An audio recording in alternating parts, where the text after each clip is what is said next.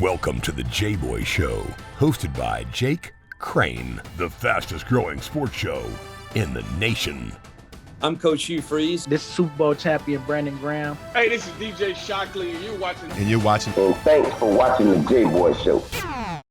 All right, hey everybody, welcome to another segment of the Jboy Show. We're here on Radio Row at SEC Media Days, the first one ever, the inaugural, whatever you want to call it, and we are here with one of the top dogs at the SEC Network. No, he's not related to Major Burns. It's Peter Burns. Peter, what's up? I actually want to interview you now. In fact, at this point, I'm going to take it out because I want to know, like, this is your first SEC Media Days, the first time you've seen a little bit of the craziness. Your early thought? Well, you know, number one, it's been a lot of All right, so that was it. That was a great interview. No, it's great. No, it has been a lot of fun. But Peter, you know, as a guy that's covered in and getting it back, just how excited are you that we got SEC Media Days back? Because to me, it's a stepping stone for the season is almost here. Yeah, I mean, I think it's kind of for all of us to get our mental mind right. You know, we're all been kind of on vacation, you know, right after the end of the season. And you're like, this is the first time you're like, all right, I need to start getting my magazines. I need to start watching your show. I need to start listening to the radio stations talking about sports. And, I mean, you know, talking to Coach O a couple of minutes ago, this is the first time for a lot of them mentally they're in that same spot. A lot of these guys are coming off a vacation and they're like, all right, this is the official kickoff of it. And I think last year we kind of flew blindly all season long. You know, we didn't know the storylines. We didn't get a chance to talk to the coaches and to the support staff. So to be able to do that again, you know, it's blessed, man, because it is an absolute dream job now. Yeah, without a doubt. It's like I said, it beats working for a living, and you're at a lot higher level than me. But out of all three coaches that talked today, you know, Dan Mullen, Edo, Shane Beamer, what stood out to you the most? And obviously Greg Sankey, the commissioner, did a really good job, you know, talking about the situational stuff. It felt like Sankey was running for president today. Yeah, it really did. I mean, this was, and not necessarily president of the United States, but president of like whatever the NCAA or football power once becomes. Yeah. I don't think there'd be a better person than Greg Sankey running it. I mean, I thought he was fantastic today. As far as for the other guys, I thought Ogeron was great. I thought Dan was good. I really was impressed with Shane Beamer, you know, because he was a guy that I think he knew how important today was. You know, because Dan's been here so many times. Coach O's won a national title. But for Beamer, this was like his coming out. Like people were finding out that, hey, it's not just Frank Beamer's son. This guy knows what he's talking about. And everyone I've talked to, and I was behind the scenes a couple of minutes ago with Shane, and I probably saw 6 or 7 people come up and they were really, really impressed with how he handled himself. And that's good for that program. It is, and it was funny, actually, as he was coming down the elevator, I was on the same elevator with him and just looked at him. It almost felt like a little game day prep, you know, so you could feel the juice a little bit in the elevator. He was excited to be out there, and they've recruited really well. In my opinion, out of all the new coaches in the SEC, Shane Beamer has out-recruited all of them if you look at that. Yeah, well, I mean, you look at what the success he's had over the last month. Am I getting booed off? That would be my girlfriend. That would be, yeah, that's. Is she calling me again? Yeah, she is. That's awkward. Yeah, she said it's like she knows when Peter Burns is on. Yeah, that's right. Tell her I'm low-key kind of pissed about it. Yeah, well, no, I'm not going to tell her that. That's true. Won't text me back. That's true. That's a good point. That's a good point. No, I mean, again, what I love about Beamer is I think that he's had an unbelievable recruiting class coming up lately. And, again, that's just going to make this conference even that much better because the X's and O's are good and the Jimmy Joes are even better. No, without a doubt. And here with Peter Burns from SEC Network. Peter, you know, looking at the West and the East, you know, a lot of people are saying Georgia in the East. I'm one of them. I think they're head and shoulders roster above. But I'm very interested in that second tier in the East that's going to finish. I've got Kentucky second. I'm not a believer in, listen, I saw Dan Mullen walk by right here. He looked confident. He looked good in his suit. I was going to, but he was with his entourage. So, you know, I was kind of just wading through the waters. I said Will Wade earlier and was freaking out. But looking at Florida, do you see them being able to even get close to replicating what they were going to do last year offensively? Are they going to be better on defense? Because week 3, Judgment Day is coming, Peter. So, yeah, I mean, so the big difference in week 3, of course, you talk about Alabama being down there in Gainesville. I think the difference is what you see in Florida and the reduction that they have in offense. They actually get a little bit better in defense as well, too. So, you know, I think it's kind of a net same for them, but I'm never worried about what Florida's offense is going to do. I mean, I've never worried about what Dan Mullen's going to be able to bring offensively because he's the perfect chef that's going to look at everything that he has in the cupboard and be like, all right, this is what I got. This is what meal I'm going to make. So I'm not worried about him and Emory Jones. I'm worried about, you know, Ty Grantham and that defense coming together. And I think they made some personnel changes that should help them. They don't have the talent, but I think the schemes will be better. Yeah, no, and again, it's like I said, if I was getting held over a cliff, and somebody said you got to pick one guy to pick a 4th and 3 or I'm going to drop you and get it, it'd probably be Dan Mullen, and he would run some route with the back and there'd be a rub off of it and we'd get 3.5 and I'd survive. But all that matters. That's all that matters. Yeah. That's all that matters. But looking at the West, Peter, my last question for you, and I've asked this repeatedly, I'm going to keep asking it because I love the different perspectives. Again, I'm not saying that Alabama will be as elite as they've ever been. I do not think so. It's going to be really hard, speaking about replicating, to replicate what they did on offense last year. Is the West as deep as you've seen it from top to bottom in a while? Because there's no Arkansas cakewalk anymore. There's no really Ole Miss cakewalk anymore. I mean, every week, and it's been good. Reach at State. I mean, yeah. I mean, that's and that's arguably that's why when you look at everyone talks about, well, the SEC should go to 9 conference games. I'm like, bro, try to play in an SEC West schedule. Like, just try that. Like, that's not easy. I go back and look at like Clemson's schedule, and I'm thinking, are you kidding me? Like, that's what they have to deal with in the ACC. So. I mean, the West is deep, but I mean, the whole conference is deep. I like what Missouri's doing over on the East as well too. I think Drinkwitz has been a fantastic addition. But yeah, I mean, it's a murderer's row. I still think it's Alabama because it's always kind of feels like same throne, new dragons, right? Yeah. Like, it's just that you're going to find out who the next new studs are. But I like A&M, and I really wish name, image, and likeness would have been passed 6 months prior, because I think A&M would have been the biggest beneficiary out of that, because I think Kellen Mond may have come back. A lot of that offensive and defensive linemen that were like 5th, 6th, undrafted guy could have came back and they could have had something special. But at that point, you didn't know by the time that, they decided to put their names in the draft. So I think it's going to be good. And I'm just happy to be here and happy that your girlfriend's not texting me while we're on the phone. Look, no. Look, I mean, me Full too. disclosure, Yeah. I've never met her, and she's probably much better than I could ever do in my life. No. Well, I'm not going to say that. She's a great person. I think you'd like her. She's really beautiful as well, Peter. And you know what? I'd be fine with her texting you because I know you're a great guy, brother, and you're a great guy for joining us as well, my friend. Try not to have your Twitter hacked anymore. Dude, it's unbelievable. Like, it's me. Like, guys, it's me. I don't speak Turkish. I don't understand. This is Peter Burns. This is Jake Crain at the Jboy Show. Let's make like a mathematician and figure this out, guys. But no, Peter, I thank you so much, brother. I appreciate Definitely. It. Make sure you go to thejboyshow.com. You're going to be able to go to the Jboy Show if Twitter will open their eyes and stop looking at other things. Go to at Jboy Notes. In the meantime, make sure you subscribe Apple Podcasts, Spotify, and YouTube as well. Regardless, they'll never stop us. We're winning the water cooler every day, baby. Hey, everybody. Thanks for hopping in again. Got another great segment of the Jboy Show, and we are very excited to be joined by the lovely Alyssa Lang of the SEC Network. Alyssa, thanks for joining in. Yeah, thank you guys for having me. It's great to be back at Media Days this year. I know. This is actually my first year ever doing media. I was coach for the past 9 years, and I've been told that while this radio row is crazy, typically it's even crazy. Yeah, typically there's a lot of fans out in the lobby and in the mall and milling around, and sometimes they even bring their dogs like spray painted in team colors, which I miss that, but maybe next year. Yeah, of course. No spray painted dogs yet, but the night is still young. The week is still young. Alyssa, just a few storylines that stand out in your mind. I know we had Dan Mullen today. We had Shane Beamer. We had Edo. What are a few storylines of this SEC season that kind of come to your head instantly when you think about 2021? Yeah, I think one of the things that immediately comes to mind is the SEC East. And I think a lot of people are automatically saying that Georgia is going to win the East. Georgia's going to Atlanta for the championship. And while I agree that Georgia has that open path and they have the most talent returning, I just don't think it's that easy. And I'm not quite sure that Georgia has earned that automatically going to the SEC championship game chip for me yet. That being said, again, Georgia is my pick to win the East, but I wouldn't be surprised if a team like Florida surprised us a little bit. I think Florida is coming in a little bit underrated. I think everybody's looking at the talent, again, that Georgia's returning and saying, look at everything Florida lost. But we know that Dan Mullen is a heck of a recruiter.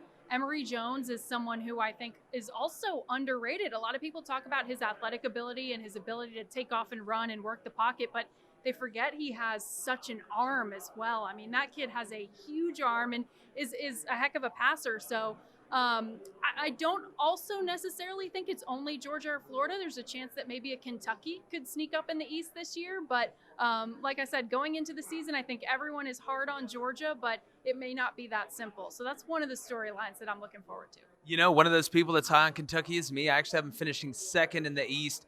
I expect Florida to kind of slide a little bit because I question, and again, it's hard to bet against Dan Mullen. I'll tell you right now, if somebody was holding me over a cliff and said, you better pick a guy on 4th and 3 to call a play to get it, I'm going to drop you, I'm probably picking Dan Mullen or Lane Kiffin or Jeff Levy. But when I look at Florida in the offensive line, I think that's a question. But what do you think about Kentucky? What do you think about Missouri and Eli Drinkowitz and Connor Bazelak? Do you think Missouri can kind of be the eye of the Tigers and hidden dragon, actually? That was an unbelievable analogy right there. That was fantastic. I will say I did an interview a couple weeks ago, and I was asked about a dark horse, and Missouri came to mind. Just watching the change in culture that Eli Drinkowitz has instilled out in Como, to me, was very apparent last year. And I did the Missouri-South Carolina broadcast last year, and I remember doing the pregame interviews with Coach Drink on Friday, and I said, there's just this edge that you haven't seen from Missouri in a while that you've brought to this team. After the whistle, guys are still going 100 miles an hour, almost a little bit chippy at times. I mean, this is a salt of the earth Missouri team that it was like, okay, this is something new. So I think what Drink has brought to Como is going to be a lot of fun. I think Connor Bazelak's one of the better quarterbacks who are returning to the SEC, and I've even seen his name on some Heisman conversations as well coming into the season, which we know it's never too early to talk about the Heisman. And yeah, Kentucky's another one of those teams that Coach Stoops has figured out what he wants that program to look like. Having their new offensive coordinator there coming from the NFL with that Rams team, I think is going to be a big deal. And the talent that's returning to Kentucky as well. I actually covered Joey Gatewood when he was in high school. And I remember being at his signing day ceremony and how highly touted of a recruit he was. If he's the one that starts for Kentucky, I think that they're going to have a great season offensively, certainly with the run game that they return as well. Yeah, it's going to be interesting to see Kentucky throw a forward pass this year. My last question for you, Alyssa. We have Alyssa Lang of the SEC Network joining us very graciously. I look at the West, and I've said this. I've said it with T-Bob, Peter, everybody I've had on. The SEC West, to me, is as deep as it's ever been this year. Not saying that Alabama is as elite as they've ever been. I think, they have a ton of talent, but I got them losing a regular season game this year. When you look at the SEC West top to bottom, is this the deepest you've seen it in a while? Yeah, I mean, it definitely feels like we always talk about the SEC West coming into the season and being that division in football that you just don't want to be unless you're Alabama or Auburn a couple years ago. But I think that all of the teams on that side of the conference have a shot. And that's nothing against Alabama. I mean, they reload every single year with talent. I firmly believe that Alabama will be back in the college football playoff this year. But that's not to say, like you said, they drop a regular season game this year. Maybe LSU comes out with their butts on fire a little bit more than we saw in 2020. And Coach O talked earlier today about how they've worked on trying to get back to what that LSU team was in 2019. And they have so many guys who were on that roster and knew what it took for those stars to get to that national championship 15-win season that I wouldn't count LSU out either, even after last year. And I know that sounds crazy, but you just never know in a division like the SEC West, Auburn especially. Brian Harsin and the staff that he has assembled, I think is one of the more impressive off-season storylines. And with them potentially developing Bo Nix into what we all expected him to be going into year 3, I think is dangerous. And Nick Saban's sitting there knowing that it's not going to be a cakewalk either. Yeah. Definitely. Well, Alyssa, great stuff as usual. Can't wait to catch you on the SEC Network. Where can everybody catch you on social media as well? Oh, I'm all over Twitter at Alyssa Lang. I usually tweet about my dog and donuts, Nice. so I'm not that interesting.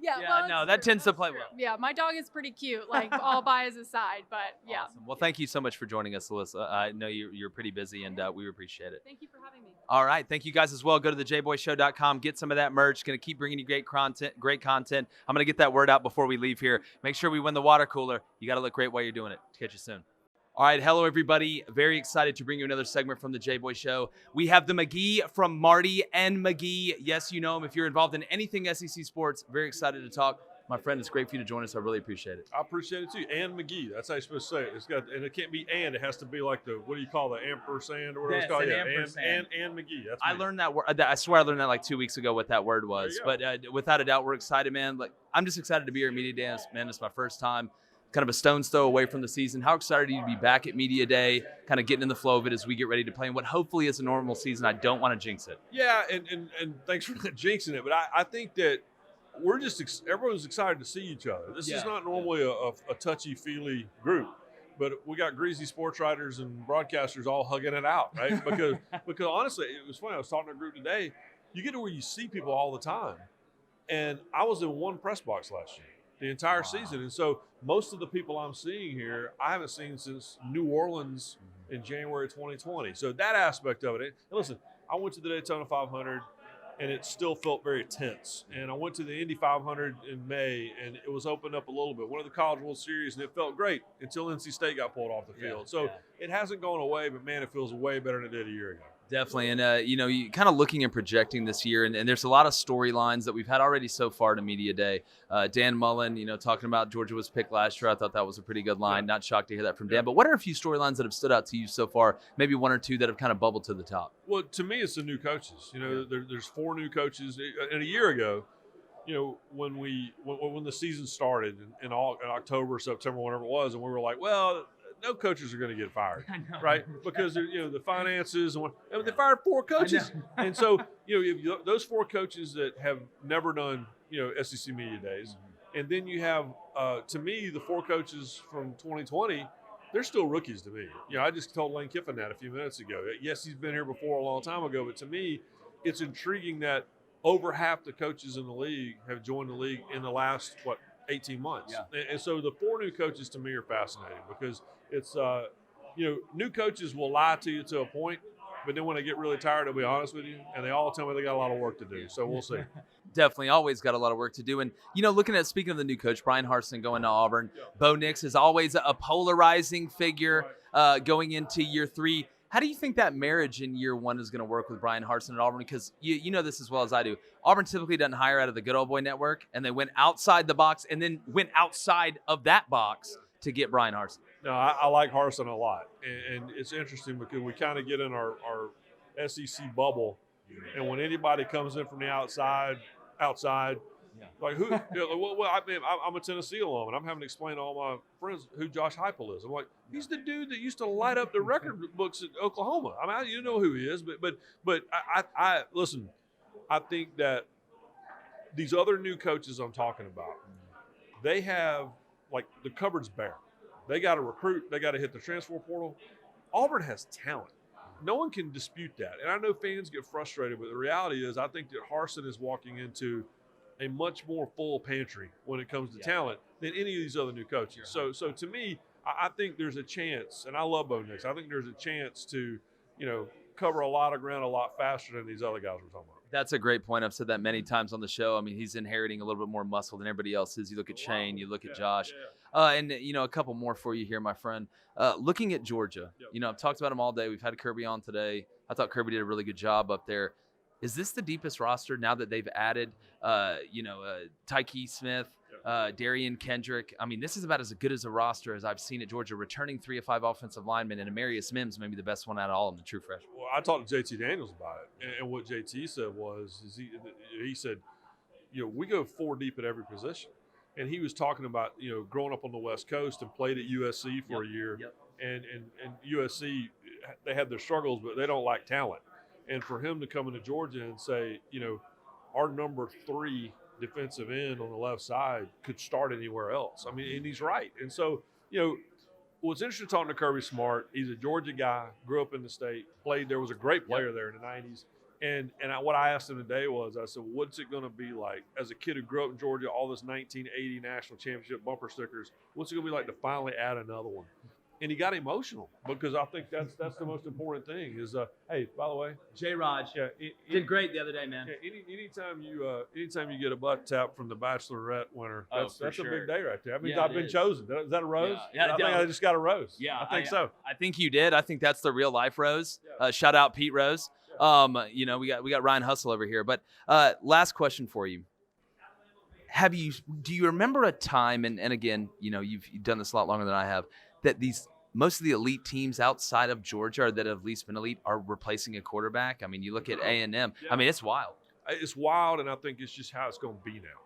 I think the days of having Peyton Manning for 4 years or having, a guy for 3 years, I think it's over because with the way the transfer portal is now, and what did we just see 2 years ago when we went to the Heisman ceremony?